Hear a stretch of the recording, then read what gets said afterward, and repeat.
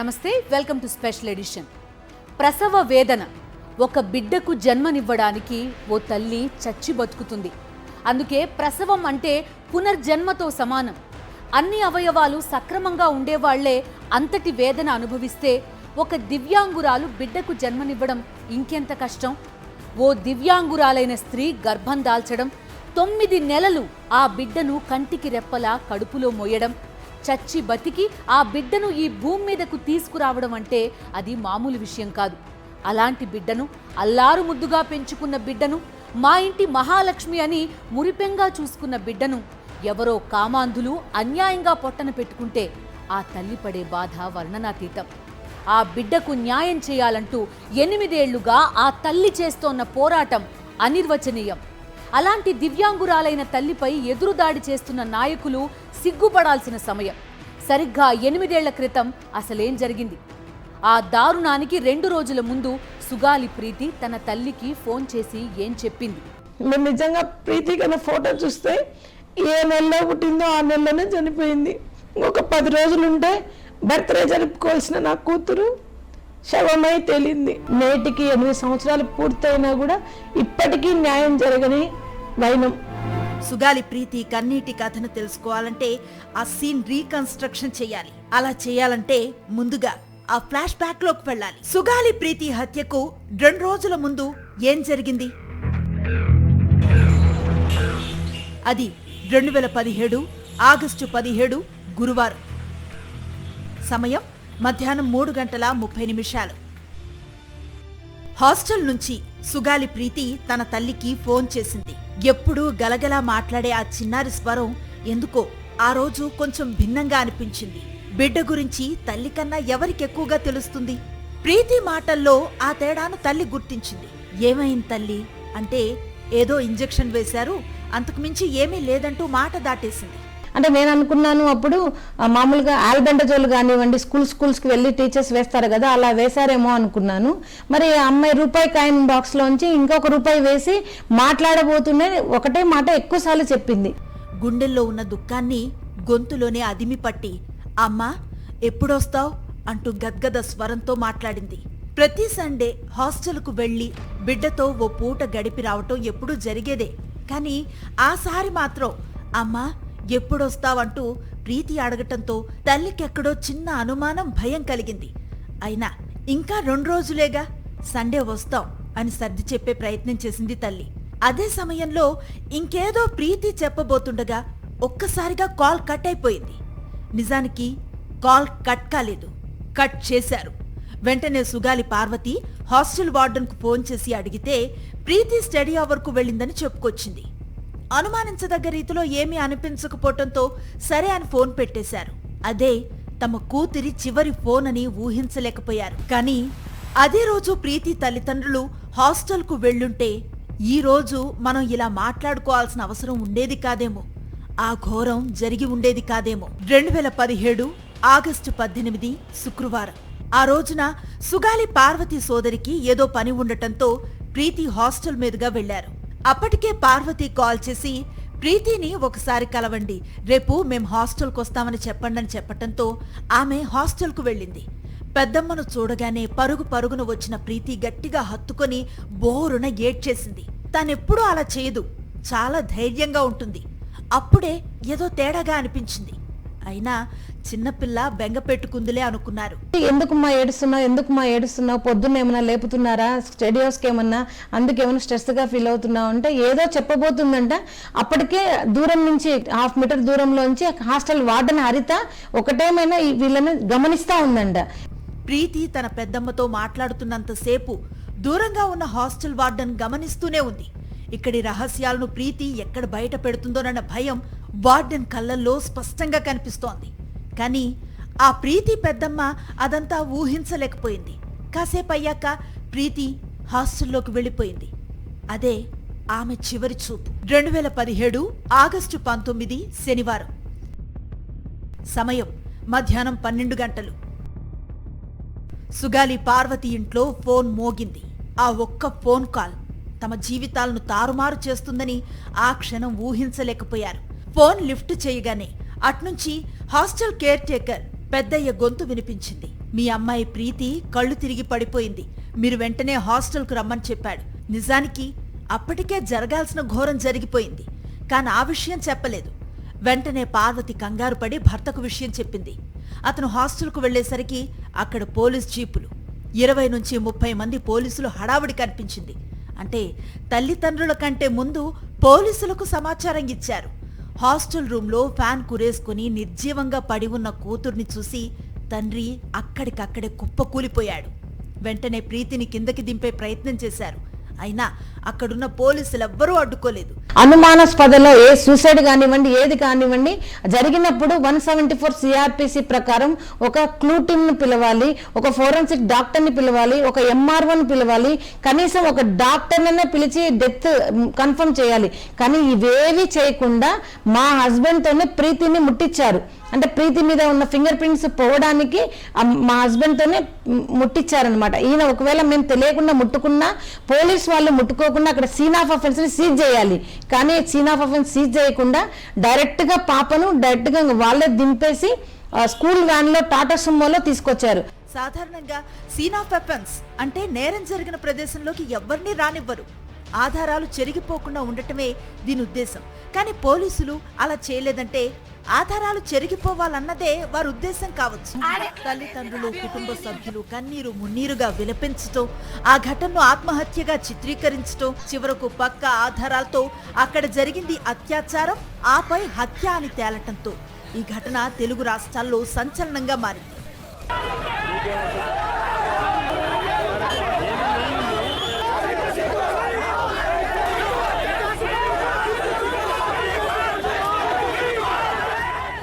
ఇప్పటికీ ఆ సంచలనం ఒక మిస్టరీగానే మిగిలిపోయింది.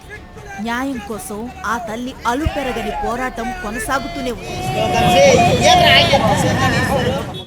కావలసినంత ధనబలం ఉంది, అంతకు మించిన రాజకీయ పలుకుబడి ఉంది, తిమ్మిని బమ్మిని చేయగల శక్తి ఉంది. ఇంతకు మించి ఇంకేం కావాలి? రాజు తలుచుకుంటే దెబ్బలకు కొదవా? సరస్వతి నిలయాన్ని తప్పుడు పనులకు నిలయంగా మార్చేశారు. గిరిజన బిడ్డను అన్యాయంగా పొట్టనబెట్టుకున్నారు. దారుణ హత్యను ఆత్మహత్యగా చిత్రీకరించారు. అత్యాచారం, హత్యకు సంబంధించిన ఆధారాలన్నీ అనుమానం రాకుండా చెరిపేశారు. అరెస్ట్ చేసిన నెల రోజుల్లోనే దర్జాగా బెయిల్పై బయటకొచ్చేశారు. అసలు ఇది ఆత్మహత్య కాదు, హత్య అని తల్లిదండ్రులకు ఎలా అనుమానం వచ్చింది? డాక్టర్లు ఏం చెప్పారు? పోలీసులు ఎప్పుడు కేసు నమోదు చేశారు? విచారణను ఎలా, ఎవరు నీరుగార్చారు? ఎప్పుడూ చలాకీగా ఉండే బిడ్డ, చదువుల్లో మెరిట్ స్టూడెంట్, 10th అయిపోయాక ఉన్నత చదువులు చదవాలన్న ఆశలు, ఇవన్నీ ఆ ఒక్క రోజులో అడియాసలైపోయాయి. మొదటి సంతానము లక్ష్మిలాగా మరి నేను ఎప్పుడు బయటకు వచ్చినా కూడా ఆ పాపతో నవ్వుకుంటూ నన్ను బయటికి సాగనంపి నాకు ఏదో ఒకటి చేతికిచ్చి పంపించేది. అంత లక్కీ నా జీవితంలో. మరి అలాంటి లక్కీనే ఇప్పుడు నాకు అసలు లేకుండా నా జీవితమే అసలు శూన్యమయ్యేలాగా నా జీవితంని ఇప్పుడు ఒక క్వశ్చన్ మార్క్ లాగా అయిపోయింది. ఒక జీవితం అర్థంతరంగా అన్యాయంగా ముగిసిపోయింది. మిగిలిన జీవితాలు పూర్తిగా తల్లకిందులైపోయాయి. అసలు ప్రీతిది ఆత్మహత్య కాదు, హత్య అని అనుమానం ఎందుకొచ్చింది? తల్లిదండ్రులు అది హత్యే అని ఎలా బలంగా చెప్పగలిగారు? క్లియర్గా ఒకసారి చూద్దాం. 1. సుగాలి ప్రీతి చేతులు, కాళ్లపై గాయాలు. 2. ఫ్యాన్ ఒక రెక్కకు మాత్రమే చీర కట్టి ఊరేసుకోవటం సాధ్యం కాదు. 3. ఒక్క ఫ్యాన్ రెక్క 55 కేజీల మనిషి బరువును మోయలేదు. 4. 5 అడుగుల మనిషి 1 అడుగు బకెట్ పైకెక్కి 10 అడుగుల ఎత్తులో ఉన్న ఫ్యాన్ కు ఊరేసుకోవటం నమ్మశక్యంగా లేదు. 5. పోలీసులు క్రైమ్ సీన్ సెక్యూర్ చేసే ప్రయత్నాన్ని చేయలేదు. 6. ఉరేసుకొని చనిపోతే ఉండే గాయాలకు ప్రీతి మెడపై ఉన్న గాయాలకు తేడా ఉంది. అనుమానాలు బలపట్టానికి ఈ కారణాలు మాత్రమే కాదు. పాఠశాల కరెస్పాండెంట్ జనార్దన్ రెడ్డి కుమారులు హర్షవర్ధన్ రెడ్డి, దివాకర్ రెడ్డి రాత్రి సమయాల్లో హాస్టల్లో తమను వేధిస్తున్నారని, హాస్టల్లో ఉండాలంటే భయంగా ఉందని, ప్రీతి చనిపోవటానికి కొద్ది రోజుల ముందే తమకు చెప్పినట్లుగా అప్పట్లోనే తల్లిదండ్రులు ఆరోపించారు. ఈ వ్యవహారంపై 2017 ఆగస్టు 20న పాఠశాల యాజమాన్యంతో మాట్లాడాలని అనుకున్నారు. కానీ దానికి ఒక రోజు ముందే జరగాల్సిన నష్టం జరిగిపోయింది. అల్లారు ముద్దుగా పెంచుకున్న కూతురు తల్లిదండ్రులను తేరుకోలేని విషాదంలో ముంచి తాను తిరిగిరాని లోకాలకు వెళ్ళిపోయింది. పాప ఇంక తిరిగి రాదు కదా, పాప ఇంక తిరిగి రాదు కదా నేను ఏడుస్తున్నాడు. ఆ ఏడుస్తున్నప్పుడే మేము చేతులు అన్ని ముట్టుకొని చూస్తే చేతుల మీద బాగా దెబ్బలు ఉన్నాయి. మరి గొంతు దగ్గర తెగిన గాయం ఉంది. రక్తం అంతా పోయి ఓన్లీ తెల్ల చర్మం మాత్రం కనిపిస్తా ఉంది. 8 ఏళ్లుగా ఎటూ తేలని ఈ కేసు ఆ 6 తేదీల్లోనే తారుమారయ్యింది, తల్లకిందులైపోయింది. ఆ తేదీలేంటో, ఆ తారుమారైన విధానం ఏంటో ఓసారి చూద్దాం. 1. సుగాలి ప్రీతి మృతి 19/8/2017. 2. సుగాలి ప్రీతి కేసు రిజిస్టర్ 19/8/2017. 3. ఇద్దరు నిందితుల అరెస్ట్ 18/9/2017. 4. కోర్టులో లొంగిపోయిన మరో నిందితుడు 5/10/2017. 5. నిందితులకు బెయిల్ 11/10/2017. 6. పోలీసుల ఛార్జ్షీట్ 5/5/2018. సుగాలి ప్రీతి కేసును మలుపు తిప్పిన తేదీలివే. ఘటన జరిగిన రోజే తల్లిదండ్రుల ఒత్తిడితో కేసు నమోదైంది. అదే తల్లిదండ్రుల పోరాటంతో నెల రోజుల వ్యవధిలోనే నిందితుల అరెస్టు జరిగింది. అంతకు మించిన ఒత్తిడి రాజకీయంగా రావటంతో నెల రోజుల్లోనే సరైన ఆధారాలు లేవంటూ నిందితులకు బెయిల్ దొరికింది. సుగాలి ప్రీతి కేసు విచారణ ఎంత సవ్యంగా సాగిందో చెప్పటానికి ఈ తేదీలు సరిపోతాయి. 2017 ఆగస్టు 19 శనివారం మధ్యాహ్నం 12 గంటల సమయంలో సుగాలి ప్రీతి మృతి వార్త తల్లిదండ్రుల చెవిన పడింది. ప్రీతి చేతులు కాళ్లపై గాయాలు ఉండటంతో ఇది సహజ మరణం కాదని తల్లిదండ్రులకు అనుమానం వచ్చింది. లైంగికంగా దాడి చేసి ఆపై హత్య చేసి దాన్ని ఆత్మహత్యగా చిత్రీకరించారని అదే రోజు పోలీసుల ఎత్త విలపించారు. నిజానికి అది హత్యో ఆత్మహత్యో చూస్తేనే అర్థమైపోతుంది. నిత్యం ఈ తరహా కేసులు చూసే పోలీసులకు అర్థం కాకుండా ఉంటుందా? కానీ పోలీసులు మాత్రం తల్లిదండ్రులు ఫిర్యాదు చేసిన తర్వాత కానీ కేసు నమోదు చేయలేదు. ప్రీతి తల్లిదండ్రుల ఫిర్యాదు మేరకు కర్నూలు 4వ టౌన్ పోలీస్ స్టేషన్లో హత్య సహా కొన్ని తీవ్రమైన నేరాల కింద కేసు నమోదు చేశారు.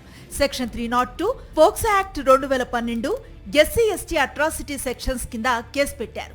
కేసులైతే పెట్టారు, కానీ విచారణ మాత్రం అంత సీరియస్ గా సాగలేదు.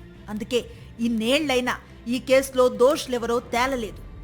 ప్రీతి గర్భాశయం జెల్లి లాంటి జిగురు పదార్థంతో నిండి ఉందని డాక్టర్ శంకర్ పోస్టుమార్టం రిపోర్టు తెలిపింది. మరింత స్పష్టత కోసం ప్రీతి శరీరం నుంచి సేకరించిన కొన్ని నమూనాలను కర్నూలు మెడికల్ కాలేజీ పాథాలజీ విభాగానికి పంపారు. ఈ నమూనాలను పరిశీలించి ఆ జిగురు పదార్థం మానవ వీర్యమేనని తేల్చారు. గర్భాశయం మొత్తం మానవ వీర్యంతో నిండిపోయిందని, హెడ్, బాడీ, టెయిల్తో సంపూర్ణంగా తయారై ఉన్న మానవ వీర్య కణాలను గర్భాశయంలో గుర్తించామని రిపోర్ట్ ఇచ్చారు. అయినా విచారణ తీరులో మార్పు కనిపించలేదు. 2017 ఆగస్టు చివరిలోనే దళిత సంఘాలు సిట్టింగ్ జడ్జితో విచారణకు డిమాండ్ చేస్తూ కర్నూలు కలెక్టరేట్ వద్ద ధర్నా కూడా చేశాయి. ఈ పరిణామాలతో అప్పటి చంద్రబాబు ప్రభుత్వంపై ఒత్తిడి పెరిగింది. దీంతో కర్నూలు జిల్లా కలెక్టర్ 5 సభ్యులతో విచారణ కమిటీని ఏర్పాటు చేశారు. 2017 సెప్టెంబర్ 13న ఈ కమిటీ నివేదికను సమర్పించింది. ఆధారాల మాయంపై ఆ కమిటీ తన నివేదికలో ప్రస్తావించింది. అంతేకాదు, ప్రీతి మెడపై ఉన్న గాయాలకు సాధారణంగా ఉరేసుకొని చనిపోతే మెడపై కనిపించే గాయాలకు తేడా ఉందని గుర్తించారు. ప్రీతి ఆ రోజు నెలసరి కారణంగా క్లాస్ నుంచి హాస్టల్ గదికి వెళ్లినట్లుగా సీసీటీవీ ఫుటేజ్లో రికార్డ్ అయింది.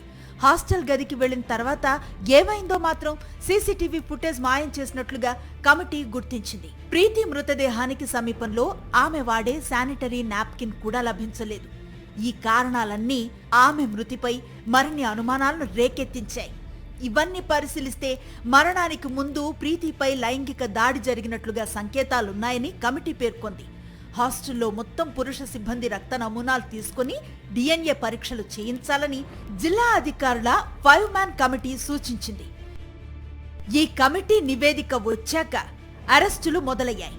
ప్రీతి మరణించిన నెల రోజుల తర్వాత అంటే 2017 సెప్టెంబర్ 18న నిందితులు వి హర్షవర్ధన్ రెడ్డి, వి దివాకర్ రెడ్డిలను అరెస్టు చేశారు. వీరిద్దరూ అరెస్ట్ అయిన మరుసటి నెల అంటే అక్టోబర్ 5న ఈ కేసులో A1గా ఉన్న పాఠశాల యాజమాన్యం అధినేత ఏ జనార్దన్ రెడ్డి కోర్టులో లొంగిపోయారు. ఆ తర్వాత 6 రోజుల్లోనే ఈ ముగ్గురికి బెయిల్ మంజూరైంది. అయితే ఇంత త్వరగా బెయిల్ రావటానికి పోలీసుల వైఫల్యమే కారణమని, నిందితులను అప్పటి ప్రభుత్వం పోలీసులు కాపాడుతున్నారని ఆరోపించిన సుగాలి పార్వతి అప్పట్నుంచి తన పోరాటాన్ని ప్రారంభించింది. కొందరు పోలీసు అధికారులు, ఫోరెన్సిక్ అధికారులు నిందితులకు అండగా నిలిచారని ప్రీతి తల్లి అప్పట్లోనే ఆరోపించారు. ఇక చంద్రబాబు హయాంలోనే 3 సభ్యులతో మరో కమిటీ వేశారు. ఆ కమిటీ శాస్త్రీయ పరీక్షలు చేయకుండా కేవలం ఫోటోలు, పాత రికార్డుల ఆధారంగా ఒక అంచనాకొచ్చింది. బాధితురాలి ప్యూబిక్ వెంట్రుకలు, గోళ్ల నమూనాలు వంటివి భద్రపరచలేదని తేల్చారు. లైంగిక దాడి నిరూపణకు తగిన ఆధారాలు లేకుండా చేశారని ఆ నివేదికలో తెలిపారు. ఈ కేసులో అత్యాచారం, హత్యకు సంబంధించిన సెక్షన్స్ అన్నీ ఎత్తేసి కేవలం ఆత్మహత్యకు ప్రేరణ, అట్రాసిటీ సెక్షన్స్ మాత్రమే ఉంచారు. బలవంతపు వేధింపుల కారణంగా ప్రీతి ఆత్మహత్య చేసుకుందని 2018లో ఛార్జ్షీట్ను దాఖలు చేశారు. మొత్తం కేసును నీరుగార్చే విధంగా ఈ ఛార్జ్షీట్ను దాఖలు చేశారని అప్పట్లో సుగాలి ప్రీతి తల్లి ఆరోపించారు. ఆ విధంగా చంద్రబాబు హయాంలోనే కేవలం ఏడాది కాలంలోపే కేసును తారుమారు చేసి పారేశారు. చంద్రబాబు హయాంలో సుగాలి ప్రీతి కేసుపై కమిటీల పేరుతో కాలయాపన చేసి, డొల్ల విచారణల పేరుతో ఆధారాలను నిర్వీర్యం చేసి, తెలివిగా నిందితులను తప్పించి, చివరికి హత్యాచారం కేసును ఒక ఆత్మహత్య కేసుగా చిత్రీకరించారు.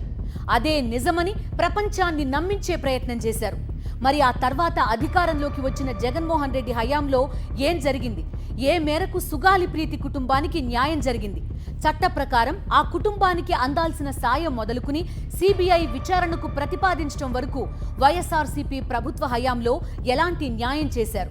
వైఎస్ఆర్సీపీ హయాంలో కీలక పరిణామాలు. 1. సుగాలి ప్రీతి కేసు విచారణకు సిట్ 2019. 2. 2020 ఫిబ్రవరి 18 సీఎం జగన్ను కలిసిన సుగాలి ప్రీతి కుటుంబ సభ్యులు. 3.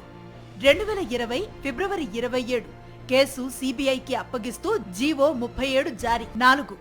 2020 సెప్టెంబర్ 11 సిబిఐ కేసు టేకప్ చేయాలని హైకోర్టును ఆశ్రయించిన సుగాలి ప్రీతి పేరెంట్స్. 5. 2021లో సుగాలి ప్రీతి కుటుంబానికి చట్ట ప్రకారం సాయం. సుగాలి ప్రీతి కుటుంబానికి సరైన న్యాయం అంటే ఈ దారుణానికి పాల్పడ్డ దోషులను చట్టం ముందు నిలబెట్టి కఠిన శిక్షలు పడే విధంగా చేయటం. ఇది కాసేపు పక్కన పెడితే అత్యాచారం, హత్య కేసుల్లో ఎస్సీ ఎస్టీ అట్రాసిటీ చట్టం ప్రకారం ఆ కుటుంబానికి ప్రభుత్వం నుంచి సహాయం అందాలి. ఘటన జరిగిన 90 రోజుల్లోనే ఈ సహాయం వారికి చేరాలి. కానీ 2017-19 మధ్య కాలంలో చంద్రబాబు ప్రభుత్వం నుంచి ఆ ఫ్యామిలీకి ఎలాంటి సాయం అందలేదు. ఇది జరిగింది 2017-2018లో. 2017, 18, 19 వరకు టీడీపీ ప్రభుత్వం ఉన్నది.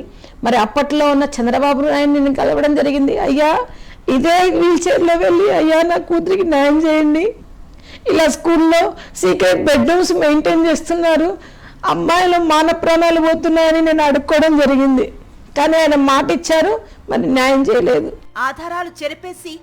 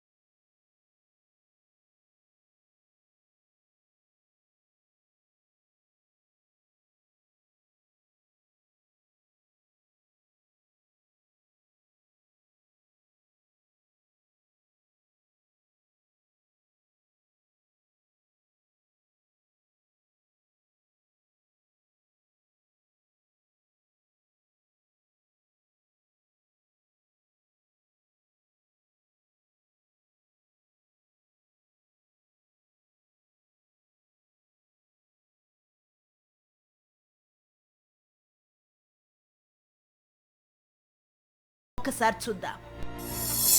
సుగాలి ప్రీతి కుటుంబానికి జగన్ ఏం చేశారు? 1. దిన్నెదేవరపాడులో ఎకరం 2 కోట్ల విలువ చేసే 5 ఎకరాల పొలం. 2. కల్లూరులో 5 సెంట్ల నివాస స్థలం. 3. 8 లక్షల రూపాయల నగదు. 4. సుగాలి ప్రీతి తండ్రికి ప్రభుత్వ ఉద్యోగం. 5. సుగాలి ప్రీతి కేసు సిబిఐకి అప్పగిస్తూ జీవో 37 జారీ. అధికారంలోకి రాగానే సిట్ విచారణకు ఆదేశించారు. ప్రీతి కుటుంబ సభ్యుల కోరిక మేరకు కేసును సిబిఐకి అప్పగిస్తూ జీవో ఇచ్చారు. ఎస్సీ ఎస్టీ అట్రాసిటీ చట్టం ప్రకారం ఆ కుటుంబానికి అందాల్సిన సాయాన్ని వెంటనే అందించారు. జగన్ హయాంలో ఆ కుటుంబానికి జరిగిన న్యాయం ఇది. అయితే సిబిఐ విచారణ కోసం ప్రభుత్వం జీవో జారీ చేయడంతో కేసు టేకప్ చేయడానికి మొదట సిబిఐ అంగీకరించింది. కానీ తక్షణమే ఈ కేసును టేకప్ చేయలేదు. దీంతో సుగాలి ప్రీతి తల్లిదండ్రులు 2020 సెప్టెంబర్ 11న ఆంధ్రప్రదేశ్ హైకోర్టును ఆశ్రయించారు. తమ కుమార్తె కేసును సిబిఐతో దర్యాప్తు చేయించేలా ఆదేశాలు ఇవ్వమని హైకోర్టులో పిటిషన్ వేశారు. పిటిషన్ విచారించిన హైకోర్టు కౌంటర్ దాఖలు చేయాలని సిబిఐని ఆదేశించింది. ఆ తర్వాత ఈ ఇష్యూని పవన్ కళ్యాణ్ ఎలా హైజాక్ చేశారో, దాన్ని ఎన్నికల్లో ఎంత బలంగా వాడుకున్నారో మనమంతా చూశాం. సుగాలి ప్రీతి ఈ పేరును 2019-2024 మధ్య పవన్ కళ్యాణ్ కలవరించినట్టుగా ఇంకెవ్వరూ కలవరించి ఉండరు. గంగమ్మ జాతరలో పూనకం వచ్చినట్టుగా మైకుల ముందు ఊగిపోయారు. కర్ణభేరి పగిలిపోయేలా అరిచి గోల పెట్టారు. ఆ కుటుంబానికి న్యాయం చేసే వరకు నిద్రపోనంటూ మంగమ్మ శపథాలు చేశారు, మంట పుట్టించారు. నాయకుడంటే ఇలా ఉండాలి అన్నట్టుగా నట విశ్వరూపం చూపించారు. తీరా అధికారంలోకి వచ్చాక మొత్తం ప్లేట్ ఫిరాయించారు. డీసీఎం స్థాయిలో ఉండి న్యాయం చేయడం సంగతి దేవుడెరుగు. తన పార్టీ నేతల్ని ఉసిగొల్పి ఆ దివ్యాంగురాలైన తల్లిపై మాటల దాడి చేయిస్తున్నారు. అసలు సుగాలి ప్రీతి పేరును పవన్ రాజకీయంగా ఎలా వాడుకున్నారు? తీరా అధికారంలోకి వచ్చాక కనీసం అపాయింట్మెంట్ కూడా ఇవ్వకుండా ఎందుకు మొహం చాటేస్తున్నారు? తన నేతలతో ఎందుకు మాటల దాడి చేయిస్తున్నారు? సుగాలి పార్వతి వీల్ చైర్ యాత్రకు ఎందుకు అనుమతి నిరాకరించారు? ఫ్యామిలీ అంతా కలలు కన్నాం, ఇంకా న్యాయం జరిగిపోతుంది ప్రీతికి, ఇంకా అన్న డిప్యూటీ సీఎం అయిపోయారు, ఇంకా మనకి ఖచ్చితంగా న్యాయం జరిగిపోతుంది, ముద్దాయిలకి ఇంకా శిక్ష పడుతుంది అని మేము ఊహించుకొని నిద్ర లేకుండా సంతోషంతో గడిపాం. కానీ కూటమి ప్రభుత్వం వచ్చిన తర్వాత 14 నెలలు, దాదాపుగా ఈ రోజుకి 15 నెలలు కావస్తుందేమో, ఈ 15 నెలల్లో కనీసం ప్రీతి పేరు కానివ్వండి, సుగాలి ప్రీతి కుటుంబం ఇంకా బ్రతికుందా అని కానివ్వండి, కనీసం మనం పిలిచి ఆ బాధితులతో మాట్లాడదామన్న బాధ్యత అన్న తీసుకోలేకపోయినారు. చంద్రబాబు హయాంలో సుగాలి ప్రీతి కేసును ఎలా నిర్వీర్యం చేశారో చూశాం. నిందితులకు ఎలా కొమ్ము కాశారో చూశాం. జగన్ హయాంలో ఆ సుగాలి ప్రీతి కుటుంబానికి ఎంత మేర న్యాయం జరిగిందో చూశాం. ఇక మిగిలింది పవన్ ఒక్కరే. నిజానికి ఇందులో మెయిన్ క్యారెక్టర్ ఇతనే. చంద్రబాబు చేసిన అన్యాయం, జగన్ చేసిన న్యాయం సంగతి సరే, పవన్ ఏం చేశారో ఒక్కసారి చూద్దాం. సుగాలి ప్రీతి కుటుంబానికి పవన్ ఏం చేశారు? 1.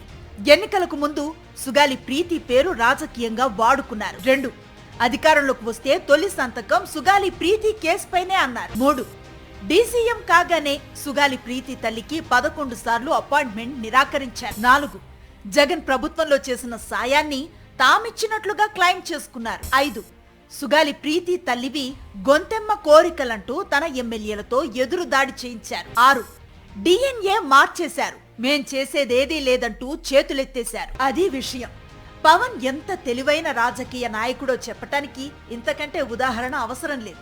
నిజానికి సుగాలి ప్రీతి ఘటన జరిగింది 2017లో, అంటే చంద్రబాబు హయాంలో. కానీ ఆనాడు పవన్ ఒక్కటంటే ఒక్క మాట మాట్లాడలేదు. 2018లోనే సుగాలి ప్రీతి తల్లి జనసేన కార్యాలయానికి వెళ్లి పవన్ కళ్యాణ్ను కలిశారు. ఆ రోజు తన బిడ్డ కేసుకు సంబంధించిన ఆధారాలన్నీ ఇచ్చారు. కానీ ఆ సమయంలో పవన్ కళ్యాణ్ ఈ అంశంపై స్పందించలేదు. అదును చూసి ప్రభుత్వం మారాక గొంతు తెరిచారు. అప్పట్లో ఆయన ఊగుడు ఎలా ఉండేదో, ఇప్పుడు ప్లేటు ఫిరాయించిన తీరు ఎలా ఉందో ఒకసారి చూడండి. సుగాలి ప్రీతి 14 ఏళ్ల బిడ్డని స్కూల్కి వెళ్తే 10 మందిని నాశనం చేస్తే దాన్ని పట్టించుకోడు ఎవడు?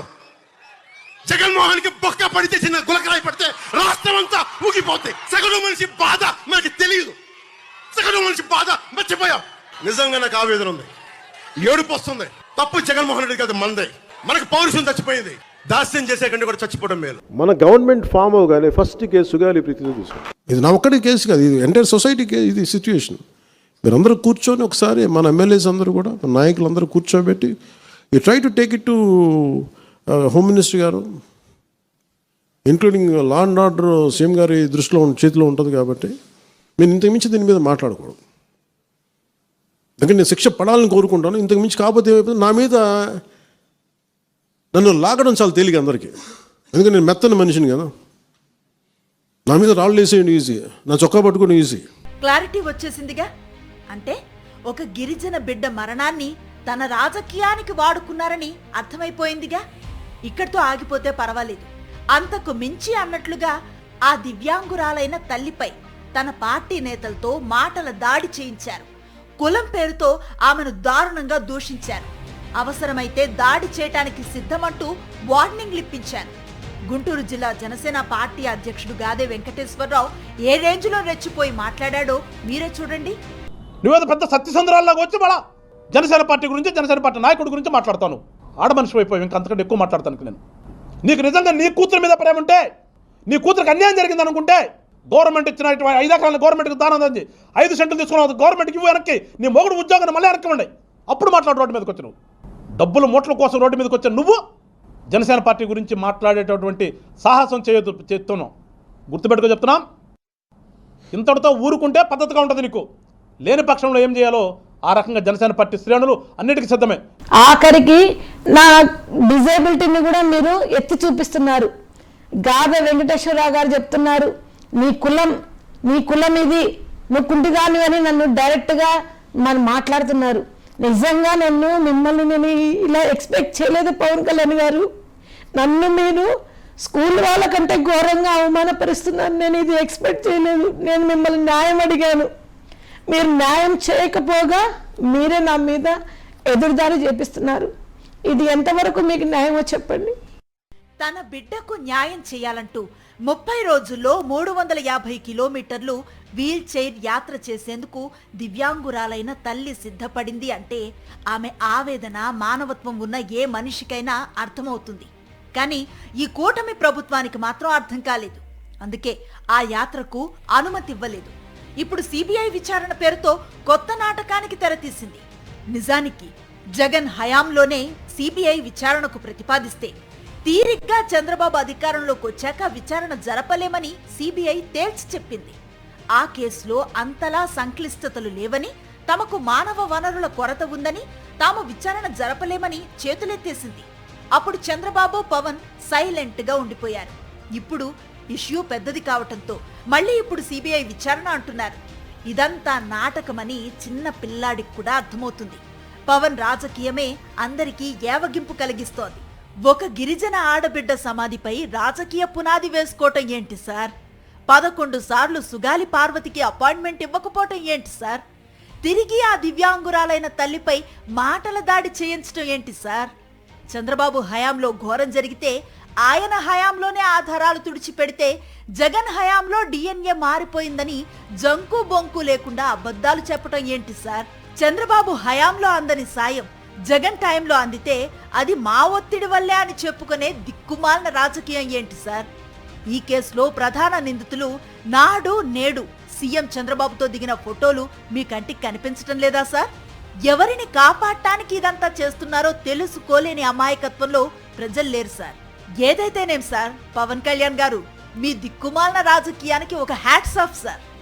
ఇలాంటి నాయకులను చూసినప్పుడే ఆ డైలాగ్ గుర్తొస్తుంది, ఒక్కసారి ఆ పురాణాలు దాటొచ్చి చూడు. అవసరాల కోసం దారులు తొక్కే పాత్రలు తప్ప హీరోలు, విలన్లు లేరి నాటకంలో. రాజకీయాల్లో అలాంటి విలన్లు ఉన్నంతకాలం సుగాలి ప్రీతి లాంటి ఆడబిడ్డలకు న్యాయం ఎప్పటికీ జరగదు. సుగాలి ప్రీతి, సుగాలి పార్వతికి ఇప్పటికైనా న్యాయం జరుగుతుందని ఆశిద్దాం. ఇది ఇవాల్టి స్పెషల్ ఎడిషన్. మరో స్పెషల్ ఎడిషన్లో మళ్ళీ కలుద్దాం. Stay with us.